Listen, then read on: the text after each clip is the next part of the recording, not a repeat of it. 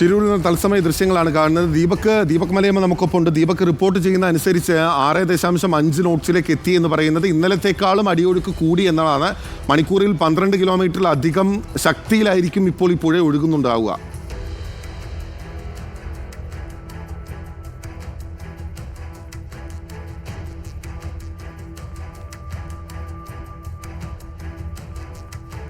തിരൂരിൽ വളരെ പ്രധാനപ്പെട്ട രക്ഷാദൗത്യത്തിന് വെല്ലുവിളിയായി നിൽക്കുന്നത് അടിയൊഴുക്കാണ്. നേരത്തെ നാവികസേനയുടെ ഡൈവർമാർക്ക് ഇറങ്ങാൻ സാധിക്കാത്ത വിധത്തിൽ അടിയൊഴുക്കുണ്ടായിരുന്നു. അങ്ങനെയാണ് ഈശ്വർ മാൽപ്പയുടെ നേതൃത്വത്തിലുള്ള പ്രത്യേക സംഘത്തെ ആശ്രയിച്ചത്. ഇപ്പോൾ ഒരു ബോട്ട് അവിടെ നിന്ന് മടങ്ങുന്നതായി കാണാം, കരയിലേക്ക് മടങ്ങുന്നതായി കാണാം. ഈ പ്രാദേശിക ഭരണകൂടത്തിന് വലിയ രീതിയിലുള്ള ആശങ്ക വെച്ചു പുലർത്തുന്നുണ്ട്. ദീപക് മലയമ്മ നമുക്കൊപ്പം ചേരുന്നുണ്ട്. ദീപക്, ആരാണ് ആ ബോട്ടിൽ മടങ്ങിയത്?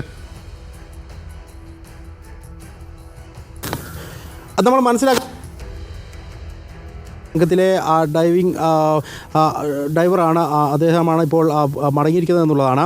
ഒപ്പം തന്നെ എനിക്കിവിടെ നിന്ന് നൽകാൻ കഴിയുന്ന അപ്ഡേറ്റ് എന്ന് പറയുന്നത് കൂടുതൽ ബോട്ടുകൾ ഈ പ്രദേശത്തേക്ക് എത്തിക്കുന്നു എന്നുള്ളതാണ്. മത്സ്യബന്ധന ബോട്ടുകൾ തന്നെ ഈ മേഖലയിലേക്ക് എത്തിക്കാനുള്ള തീരുമാനമുണ്ടായിട്ടുണ്ട്. അതിൻ്റെ ഭാഗമായി ഈ മേഖലയിലേക്ക് കൂടുതൽ മത്സ്യബന്ധന ബോട്ടുകൾ എത്തിക്കുന്നുണ്ട്. അങ്ങനെയെങ്കിൽ ഒരു പ്ലാറ്റ്ഫോം രൂപീകരിക്കുക എന്ന രീതിയിലേക്ക്, ഒരു ടഗ് ബോട്ടിന് സമാനമായ രീതിയിൽ കൂടുതൽ ബോട്ടുകൾ ഒരു മേഖലയിലേക്ക് ഏകീകരിപ്പിച്ച് നിർത്തി അവിടെ നിന്നും ഡൈവ് ചെയ്യാനുള്ള സാഹചര്യം ഒരുക്കാൻ കഴിയുമോ എന്നുള്ള പരിശോധനയും നടക്കുന്നു. അതിൻ്റെ കൂടി വിവരങ്ങളാണ് ഈ ഒരു സമയം നമുക്ക് പങ്കുവയ്ക്കാൻ കഴിയുന്നത്. അതിനപ്പുറത്തേക്ക് വലിയ തരത്തിലുള്ള തിരച്ചിൽ എന്ന നിലയിലേക്ക് ഇപ്പോൾ കാര്യങ്ങൾ പോയിട്ടില്ല.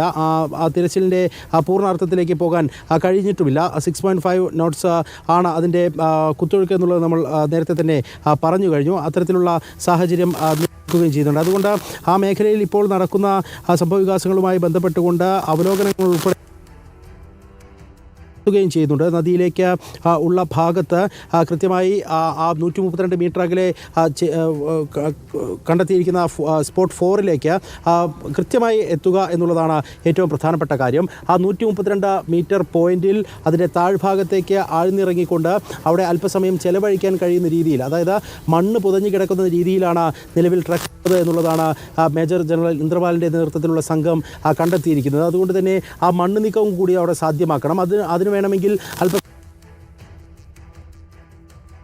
ആ നീക്കമാണ് ഇപ്പോൾ പ്രധാനമായും നടത്തുന്നത്. നമുക്ക് ആ ദൃശ്യങ്ങളിൽ തന്നെ കാണാൻ സാധിക്കുന്നുണ്ട്. ആ ബോട്ടുകൾ ഉൾപ്പെടെ ആ മേഖലയിൽ നിന്ന് അല്പം അങ്ങോട്ടും ഇങ്ങോട്ടുമൊക്കെ മാറി സഞ്ചരിക്കുന്നുണ്ട്. അതിൻ്റെ കാര്യമെന്ന് പറയുന്നത് ഏതെങ്കിലും തരത്തിൽ അത് കെട്ടിവെക്കാനൊക്കെ ഉതകുന്ന തരത്തിൽ, അതായത് കരയുടെ ഭാഗത്തേക്ക് കയർ ഉൾപ്പെടെ വെച്ച് കെട്ടിവെക്കാൻ കഴിയുന്ന തരത്തിൽ സാഹചര്യം രൂപപ്പെടുമോ എന്നുള്ളത് കൂടി അറിയാൻ വേണ്ടിയാണ്. അത്തരത്തിലുള്ള പരിശോധനകൾ ആ മേഖലയിൽ ഇപ്പോൾ പുരോഗമിക്കുന്നുണ്ട്.